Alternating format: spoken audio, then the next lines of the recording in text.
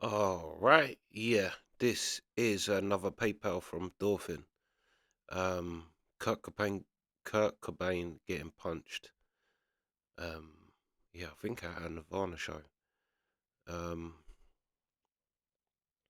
yeah. Also, Dolphin said, "Why don't I do? Because there isn't any Nirvana." And to be honest, I know Nirvana. Like I didn't know Soundgarden, or I didn't know anything from Soundgarden, Alice in Chains, even Pearl Jam. Do you know what I mean? None of them bands, but Nirvana. Um, I do actually know. Do you know what I mean? Um, yeah, like even the Bleach album, I was mad into Nirvana. But yeah, anyway, that's why there's no Nirvana on the channel. It's because I just know Nirvana. But yeah, um, I didn't know he got punched. So yeah, Kurt Cobain getting punched. Let's go. Well, uh, when we booked the Nirvana show, the record hadn't been out very long. It still hadn't blown up yet. During the in between time, between the day that the show was booked and the day that it actually happened, the record blew up and became big, and they easily could have played a venue that was 2 or 3 times the size of Trees. Mm. So their agent called and asked if they could move it to a bigger room, and we said, "Fuck that! No, we're doing it." And the day of the show arrived, and the guys from Geffen Records, their label, they got there early, and they brought tons of posters. They wanted the band to go through and sign all these posters that they could give to their radio people and their preferred record stores and all the people that they work with on a daily basis. So the guys, the Geffen dudes, had set up all of these Nirvana posters in a big semicircle, and all the band had to do was walk down the line and just sign each poster, one by one. And Dave, of course, went by real quick and signed it, and Chris went by and signed each one of them real quick. And Kurt, literally, this was early in the day. This is when we knew we were going to have problems. He literally just started drawing on the first poster and just sat there and drew on it for like 5 minutes. And then he moved over to the second poster, and then he drew on that one for like 5 minutes. And then he moved on, and by the time he got to the third person, the third poster, all of these dudes are like standing around like, what is this dude's problem, man? Does he not know how to fucking sign an autograph? Is he doing this to fuck with us? I mean, we need his name on these posters. We need to get this done. Just can you go tell him to do that? And I'm like, you want me to go over there and tell him just to hurry up and sign autographs? I'm like, I'm not gonna fucking do that. If you want him to do it, you go tell him. So the fucking weaselly Geffen dude walked over and was like, dude, can you just please, speed this up a little bit or whatever? So Kurt like looked at him and was like, oh, whatever, and then just started drawing on the next one. And I was like, fuck, man, this is gonna be weird. I knew this was just gonna be a fucked up day. So anyway, the show starts to happen, and they asked us if we had a barricade in front of the stage, and of course we didn't. We never used a barricade at Trees. And they said, well, you're going to have to put a bunch of guys up front then, because we don't want people jumping on the stage. And so we got 3 guys. I got Turner and a couple other guys to come, stand in front of the stage. Stephen Agnew, these people that were right in front of the stage, and their job was to just keep people off the stage, and that was it. And I guess they got about 3 or 4 songs into the set, and Kurt got pissed about the monitor mix, and walked over and took his guitar and just started beating the shit out of the monitor console on the side of the stage. And Creighton Curley, the guy who owns the monitor, is just like standing there going like, dude, what the fuck are you doing? And they're standing there looking at each other. And finally they got a big piece of plywood and stuck it on top of the monitor console so he couldn't like fuck it up anymore. And Chris and Dave are both looking at him like, dude, what are you doing? They were clearly had a conflict dynamic between Kurt and the other 2 guys in the band. So anyway, they started playing again, and Kurt jumped out in the audience, and because he had made such a big deal about the audience not being on stage, for him to jump out in the audience, Turner, I could tell, was just like, what the fuck? Decide what you want, one way or the other. So the audience is like passing Kurt around above their heads, and he's trying to get back towards the stage, and they're pushing him towards the stage, and they pushed him towards Turner. And Turner's like, fuck that, and pushed him back in the audience, and Kurt turns around with his guitar like that and swings his guitar around and bam, hits Turner right between the eyes with the jack strap plug, on the bottom of the guitar, which is like, obviously didn't feel good. So Turner was in shock for a second and then turned around and then bam, slugged Kurt right in the head. that's when Dave jumped out from behind the drum kit and Chris threw his bass down, and they're both trying to like separate all the parties. They're all standing on stage like, yelling at each other and trying to figure out. And Kurt's like, "What the fuck, man?" Just like a whiny little, I hate to say it, I'm like a whiny little bitch. He just wouldn't fucking the whole day. He was like totally uncooperative. But yeah, after that happened, the three guys in the band all went off in different directions. Chris actually climbed up over the ticket booth. There was a little area above the ticket booth. He climbed up over that and then out the front door and just kind of disappeared out into the street. And Dave didn't even have a shirt on or anything, kind of like made his way through the crowd into the very back of the room, back by the bathrooms. We used to have pinball machines back there, and he's like standing there by the pinball machines. And I'm trying to get the guys all back together and back on stage, to finish the show. And after about 2 or 3 minutes, the crowd is just like going, bullshit, bullshit, bullshit. First, I find Chris. I'm like, dude, where are the other two guys? Can you get this thing going? He's like, I don't know, and I don't care. I was like, just please get back on the stage. All right, and then I went back to the back of the room and found Dave. I'm like, Dave, where's Kurt? Can we finish this show? What the fuck is up? He's like, dude, I don't know where he is. I'm like, well, just please get back on the stage. I'll go find him. So the two of them get back on the stage, and I'm like looking through the crowd everywhere. And I go upstairs, and there was a broom closet there where we just kept shit in storage. And I open the door, and Kurt and this little dude with long hair, I can't remember what the dude's name was, are both sitting there sniffing heroin. And I was like, dude, come on, you're coming with me. You're going to finish this fucking show. So I got him, and I drug him back downstairs and pushed him up towards the stage, and he got back up there, and they fucking finished it. Well, the rest of the show ended up being awesome. Once they got back up there and kept playing or whatever, it was awesome. But at the end of the show, of course, Turner was waiting for him backstage. And, their road manager, said, we got to get these guys out of here. There's got to be a way to get them out of here. So I called a cab, and I had the cab pull up in the back of trees in that alley. And I pushed him out the back door. The cab, arrived right on the money. I said, here, just get these guys out of here, please. So they're in the back of the cab, and they go up the alley about 50 feet, and then they make a left into the Trees parking lot, and Turner was standing right there. And the cab couldn't go further because of traffic, Turner saw him, so he walked over there and just went, bam, and broke the back window of the cab out. By the time I got over there, the three of them are all sitting there in the back of the cab, all just covered in broken glass, The road manager is running out the back door going, tell them to stop. They don't know what hotel we're in. I was like, man, I'm just trying to get them out of here. God bless the dead. Anyway, he was having a bad night, I guess.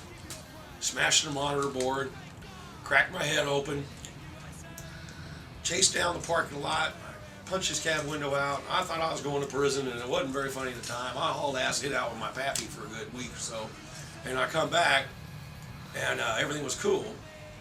I'd get staples in my head immediately. I didn't want to go to the hospital because I thought the cops were going to be looking for me, Because when you punch rich people, bad business. Rich people got money, they can do all kinds of terrible things to you.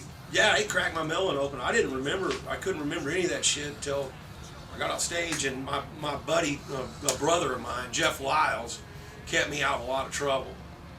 He contacted those people and was letting them know that I'm not, whatever.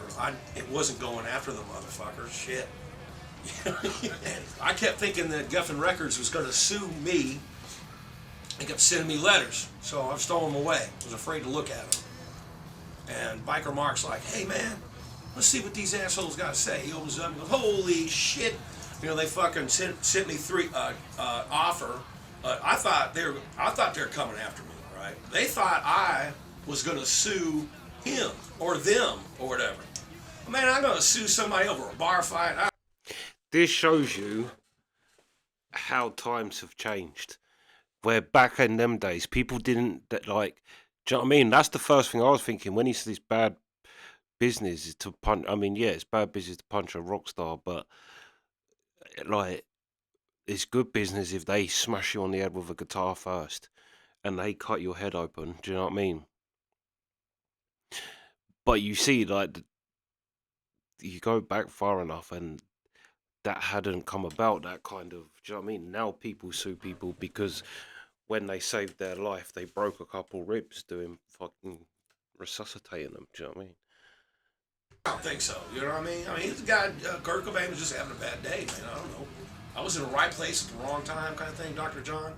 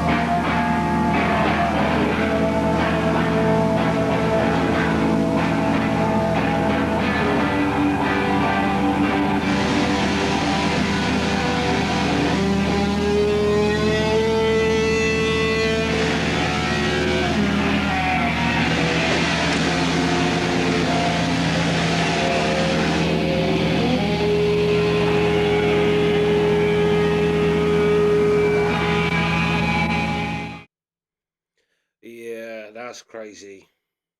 But that was great. Respect to that guy for punching him. Do you know what I mean? Kurt deserved it because I was thinking it's going to be one of them like Pete. Someone just jumped on the stage and kind of punched him for no reason. I think this is the first time I've seen a musician attacked on stage where you think, yeah, you 100% deserve that. But it's still funny because Kurt is just like you can see he's a nuisance. Like everybody has one of them mates that's just a nuisance, and you kind of got to watch them and what they're doing because someone's gonna hit them or something. Do you know what I mean? But yeah, and then he just walked off. Everybody involved in this was legends.